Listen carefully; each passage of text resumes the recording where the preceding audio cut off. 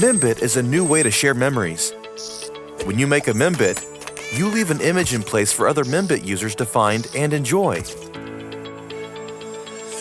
With Membit, you can share the past of a place with the present, or share the present of a place with the future. Membit is a geolocative photo sharing app that allows pictures to be placed and viewed in the exact location they were captured. Membit's patented human positioning system allows for markerless augmented reality to be used anytime, anywhere, by anyone.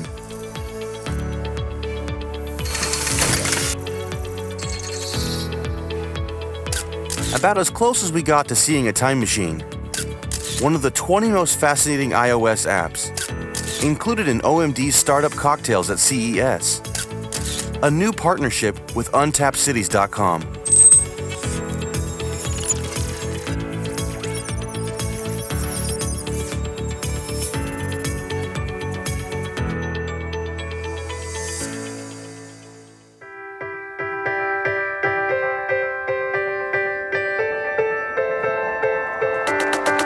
Howdy, guys. Hi, guys. So happy to be a part of this event. And first, I got to take 1 second to thank everybody involved with Tau, everybody in Israel that I've met so far. I've never been to this part of the country, and I would say I'm not only blown away by all the innovative technology I've seen, I'm kind of blown away by the fact that it's mainly coming from Israel, and I appreciate you guys including me. So today we're going to talk about creative disruption. I love this photo because on top, it's the original team members of Microsoft. You might not recognize them other than Bill Gates looking a lot like Gollum from Lord of the Rings, and Paul Allen, who looks like a very angry barber. But years later, these people that I probably would not have trusted with $3, I trust everything in my life to. And I believe that's disruption. How do you communicate disruption? I believe innovation is born from true creative disruption. You know, from the first written word to the Gutenberg press, communication is an integral part of how we birth disruptive or emerging technology. So most of you people have new startups, new technology, things that have never been seen before. And I come from an era 1.0 where I remember going into Ralph Lauren's office and he said to me, "Why would I ever need a website? I have stores all over the world." And I was like, "To sell clothes." And he was like, "I don't get it." So I'd say, in the new era, why do some brands catch fire? Technologically, typically feeds into an innovation, and it's been changing since there was fire. And why do others catch fire? I love these two pictures. This is actually a treat for you guys. This is the first photo of Beyonce ever taken as a solo artist. I love it because she actually spelled her name B-Y-O-N-C-E. And also, this is the first ad for the Apple IIe. Now, if both brands saw this now, they'd probably be like, "I've come a long way." But there's something about it. When a brand catches fire, it's defined by successful disruption. So I'd say, in my mind, the disruption I've seen really has come from the emerging technology. It took over 70 years for the telephone to reach 100 billion users. Disruption is a seamless ubiquity, and it creates a higher kind of engagement. And what I mean by that is that when you're creating a new technology, you're solving a need. A well-communicated disruption, it doesn't really go against the grain, it rewrites the grain. And I think a lot of the technology we've seen in the last 10 years has been born from a true need being filled. Why do you disrupt? Because you really want to develop a brand story that is about the disruption. And if that doesn't make a lot of sense, but what I'm saying is, when you're breaking something, don't just break it to break it. Everybody wants to make a killer app. Everybody wants to have a successful company. But I think the brands that I've seen that succeed, they're satisfying a need. In the last 10 years, by market cap, the top 5 companies that have had that share have been moved away. Now, if you look, the top 5 now are Apple, Alphabet, and Google. Now, what does disruption look like?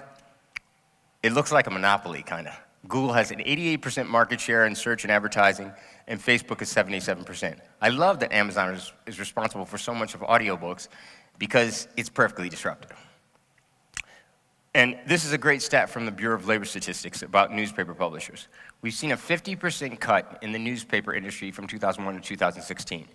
And I'm a person that really read newspapers, but it's an antiquated media. And it's weird for me to see something I love disrupted, but if you look at Uber, Airbnb, it's coming. Disruption is not slow or quiet. It comes like Santa, except it's daily, and it normally has a young CEO. If you don't recognize, that's Jay-Z when he was 6 years old. And I love that picture because he looks just as fierce, and he looks like he could be the CEO of Tidal then. So I'd ask you, does new tech meet an old need? And that's my original point. I wonder, when you're developing a new technology, are you developing a new technology because you want to solve a problem, or it's because you want to develop a new technology?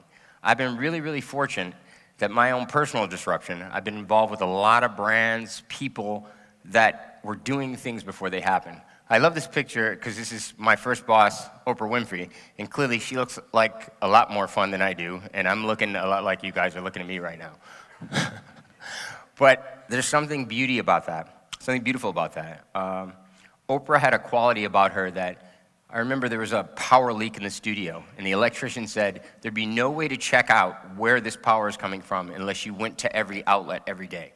That studio is the length of like 4 soccer fields. She went around every day for 2 weeks until she found the outlet that leaked. She was disruptive. Razorfish, it was the exact same situation. There was a time before all of this when everything wasn't digital, and we had a phrase, everything that can be digital will be. And we did a segment on 60 Minutes, and we explained that to Bob Simon, the anchor, and he was like, that makes no sense to me whatsoever. And I think about it now, because we really got hit on that, but now we all realize everything that can be digital will be. I then went on to Audible, Amazon, and I think Audible was a really great challenge for me PR-wise, because when you're building emerging technology, when you're trying to have disruption, with media, a lot of people are always trying to get a reporter to just follow their story. I feel embargoing press and really finding a reporter that understands the technology can give you something that you could never had. I've gotten features and stories and articles that were totally born from someone loving the technology. And as a publicist, as a CEO, as a brand manager, whoever you are, to get that attention, you have to find those people. When Audible got acquired by Amazon, I had the experience of working with Jeff Bezos. And I say the smartest thing about Jeff is that he's open to every idea in the company. I remember a guy once redid the summer picnic shirt. Jeff saw it, and he became head of all art for the Kindle. And those kind of things were historic. And his idea was you develop a business model within the context of change. When he started Amazon, he saw that ebook sales or book sales were exponentially growing, and he saw a market where he could capitalize on it. And I love that phrase, develop a business model within the context of growth. I then went on to GrooveShark, and as some of you may or may not know, GrooveShark was one of the largest streaming services in the world. It was shut down due to litigation. But the CEO was a CEO and a co-founder, Sam Tarantino and Josh Greenberg. Josh, I think when they started the company, they were 17 and had a 10-year lifespan. So I think we got shut down when they were about 28. And probably a week and a half after we shut down, Josh Greenberg, one of the founders, died. And it was natural causes, 28-year-old. It was very shocked for the company. It was very hard for me to deal with personally. But I remember Sam, I recently saw him at Forbes 30 Under 30, and he had a quote, never, never, never give up. And there's something about that, because I think everybody here is brilliant, clearly, you're here. But the other side of it, success is defined by many other things. There are many people that aren't the smartest people in the world that have achieved greatness. And I think that's tenacity that you see, it's a commonality in all these disruptors that I'm showing you today. And then my next job was Shazam. And I love the idea that we made machines to play music, but the first thing we had to do was make a machine to recognize the music that was playing. Like, that's where we go beyond a need, and there's actually addiction that I think technology, some technology, I spoke with someone about this yesterday. There's some brands that I believe, like Apple, where I don't know if I need it, but I know I'm gonna have it. Do you know what I mean? And I think that's new. That beyond a need or a want, it's an addiction. So what I did is Shazam. A lot of you might not know about visual Shazam. It's an element of Shazam where you can go over a practical package or a physical image and get additional content. So when I got to Shazam, one of the things I really wanted to do was push the brand into other arenas because it was known as a recognition service, and to create Shazam for brands. This is an example of what we did for the Today Show, where on site, people could Shazam the banners behind Luke Bryan, the artist, or they could Shazam on air, or they could Shazam online and get to exclusive content that was only available for people from Today's Show. Now, again, as you guys are all looking at me like, visual Shazam, you can do that? Again, that's part of, when you have disruptive technology, selling it is really about people understanding it. So make sure you watch Beat Shazam coming to Fox May 25th. It's an example of some of the press we got and how we went into verticals in a different way. Shazam has always been picking the Grammys, but never did press on it prior to me being involved with the company. And I looked into verticals of how people use music, so it wasn't just about the most Shazam song. It was about how do people connect with the things they love with Shazam. And you should think about that in your own brain. When you're going to pitch for VC, when you're going to get more money, or speaking down with a reporter, people always tell me, that's news. And I'm like, why is it news? You should know that. That's your MIQ, my most important question. Why is it news? So I want to talk to you guys about Membit.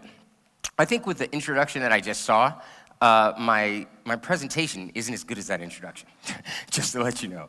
But Membit is about connecting people with space and time.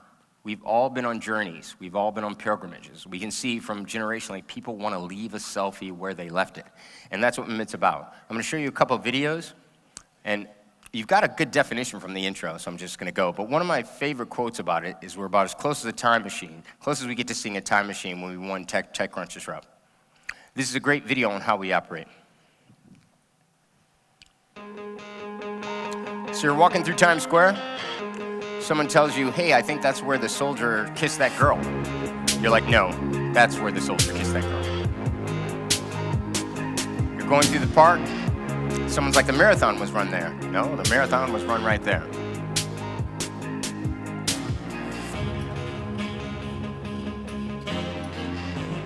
You're gonna fight with your girl.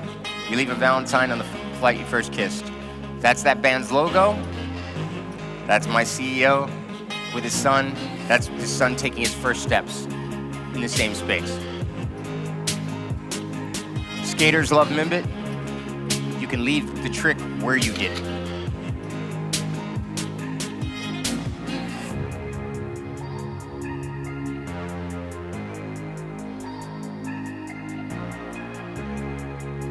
And for historic photographs, you might be near Bob Dylan, or you might be where Bob Dylan was.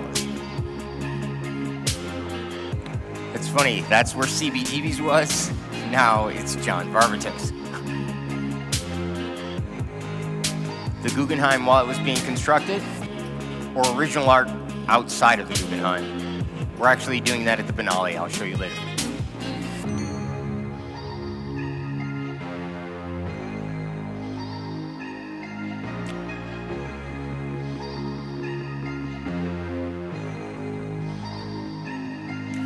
So for me, augmented reality is something that I believe is going to change the way everyone communicates. But I will agree, I was just speaking with someone earlier, there's so many elements of it that are yet to be defined. I just believe places make us who we are.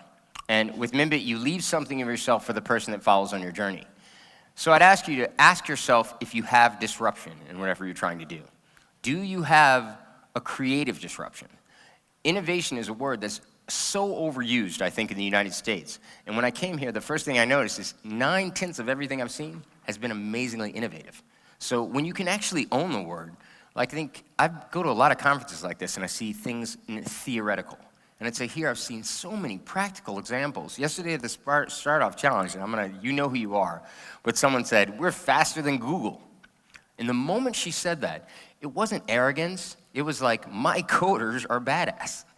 And I just love that. There's something really genuine about loving what you do. And I think you guys, smaller environments of technology communities can change the world. This is the tree where Sir Isaac Newton got hit by the apple. So I'd ask you to ask yourself, do you have really good disruptive technology? Now I talked about what we're gonna do at the Biennale, but this is a great video because it explains, and I want to show it to you. Oh, sorry about that, guys.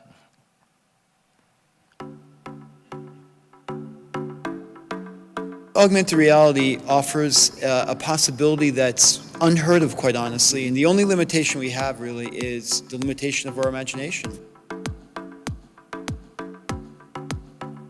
I see a lot of exciting possibilities in augmented reality as a technology platform through which to present artistic content. And I found Membit to be such a poetic and emotionally engaging platform to bring Richard Human's ascension vision to life.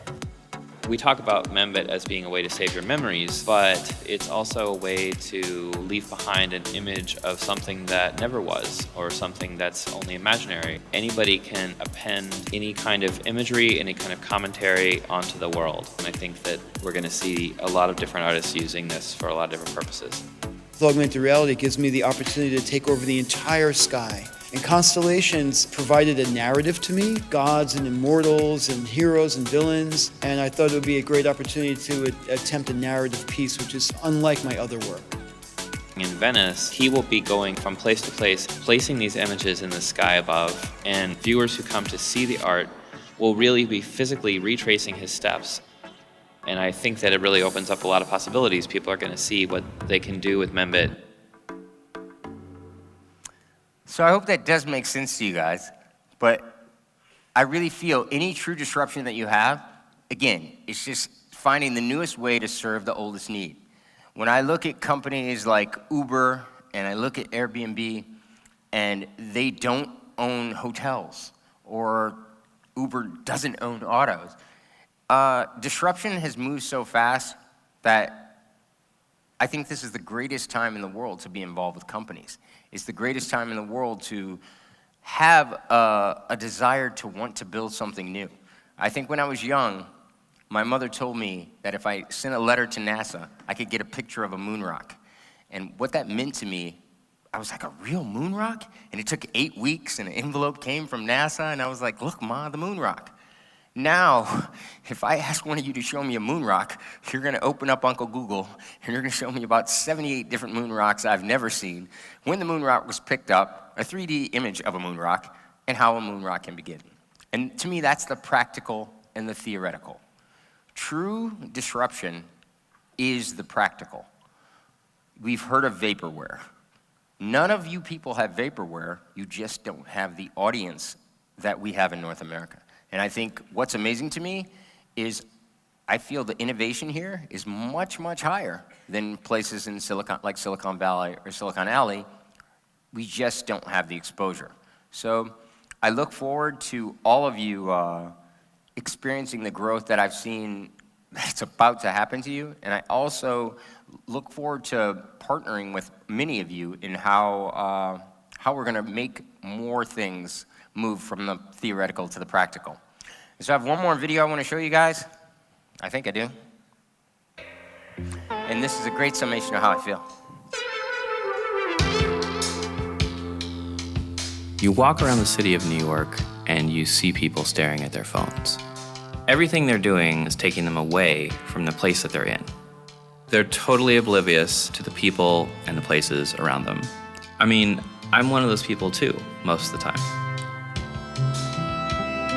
There's a Walt Whitman poem called Crossing Brooklyn Ferry, where he talks about looking out over the railing at his own reflection, and he imagines all the people who have crossed that river in the past and all the people who will cross it in the future. And he talks about the connection between all those people who've seen what he's seen.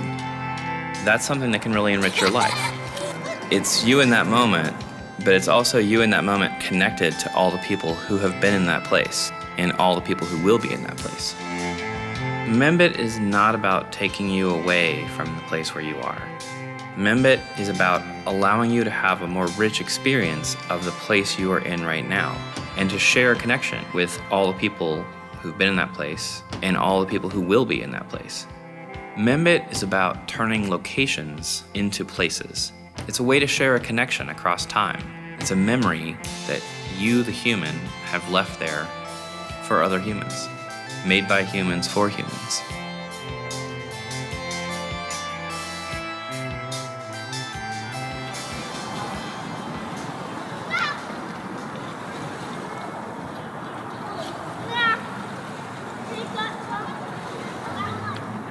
So one of the things I really challenge you guys to do, like I've talked about communication in disruption, how I've, made my progress, but I would say the technology you have here, think of it in a way that's not like you're isolated. Because I feel like when I've talked to people, they someone will show me amazing technology here, and they have a humility here that I love.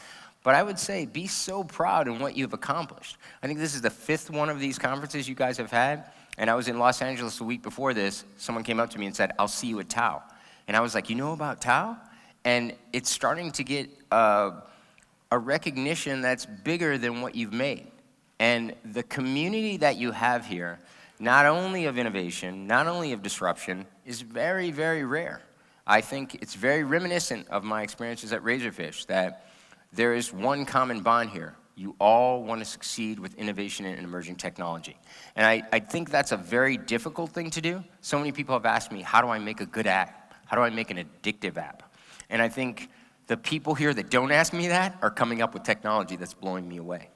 I saw someone show me a video editing system for audio and sound engineering that it rivaled anything I'd ever seen. And he was like, oh, I bootstrapped it the last year myself.